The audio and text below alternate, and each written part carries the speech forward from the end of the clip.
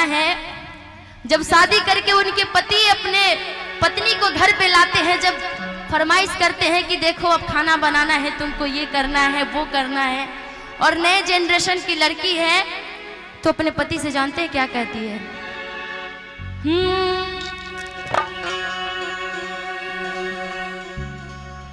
कि रोटी भात ना पाकाइब नाही माजब बारातनवा। जैसे कि आप लोग भी जानते हैं, नया जनरेशन है, सभी लड़कियां चाहती है कि अच्छे अच्छे जॉब करें, बैंक से लेके एसपी डीएसपी लेके अच्छे अच्छे पद पे, क्योंकि 50% आरक्षण लड़कियों को भी मिलल है ना जी। तो अब वो जमाना खत्म हो गया। आप दहेज लेकर के आप सोचेंगे कि मैं दहेज लेकर के लड़की को घर में लाऊं और काम करवाऊं, तो ये जमाना खत्म हो गया है।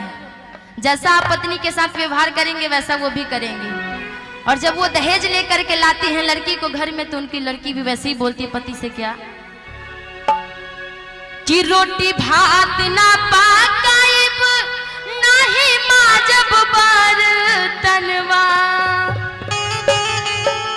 मान लीजिए हमारे मिथिलेश भैया है, दहेज नहीं खिन ले रहुआ, अखिलेश भैया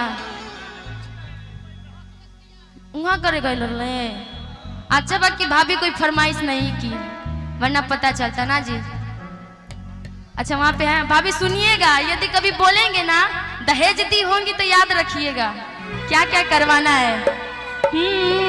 कि रोटी भात ना पाकाइब नहीं माजब बारतनवा, दहेज दे के किनले बानी आ तोहरा के सजनवा, है ना जी।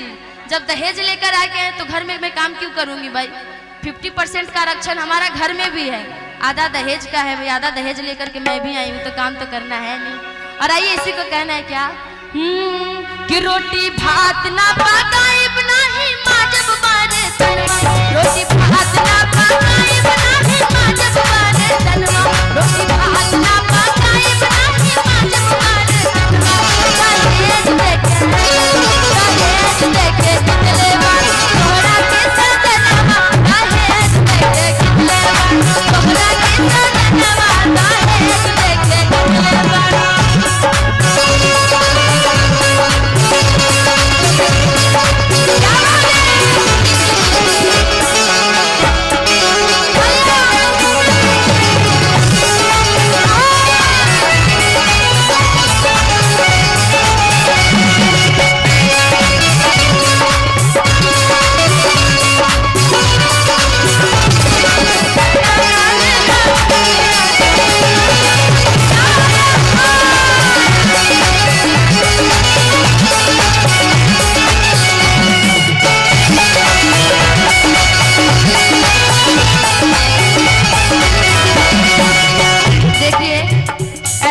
जाता है कि जमाना बहुत कंजूस हो गया है ना जी।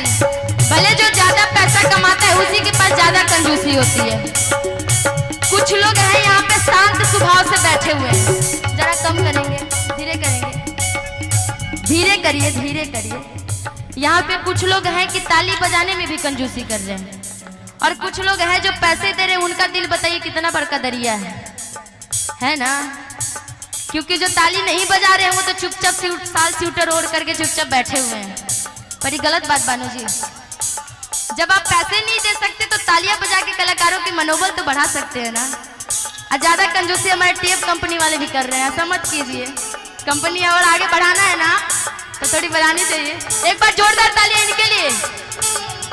दहेज देके किनले बानी तोहरा के सजनवा, दहेज देके किनले बानी तोहरा के सजनवा, दहेज देके किनले बानी।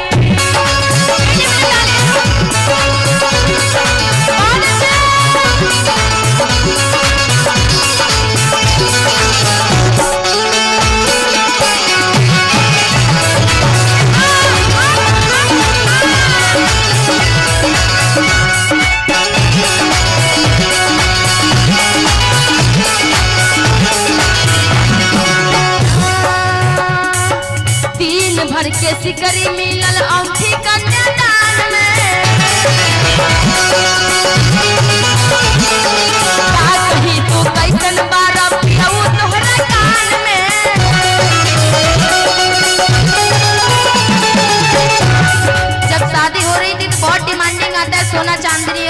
मोती का ना जी।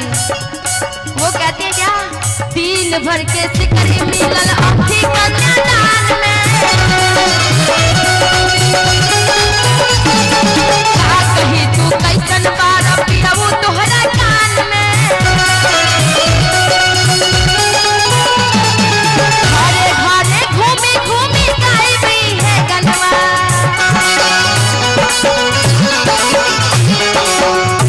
देखिए यहाँ पे बहुत कंजूसी कर रहे हैं आप लोग भी।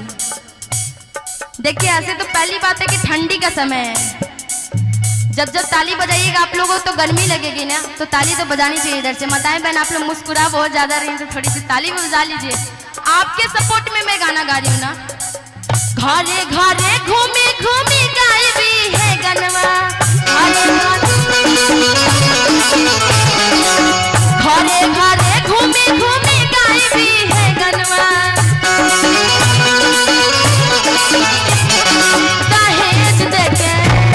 दहेज देके किनले बानी तोहरा के सजनवा, दहेज देके किनले बानी तोहरा के सजनवा, दहेज देके किनले बानी।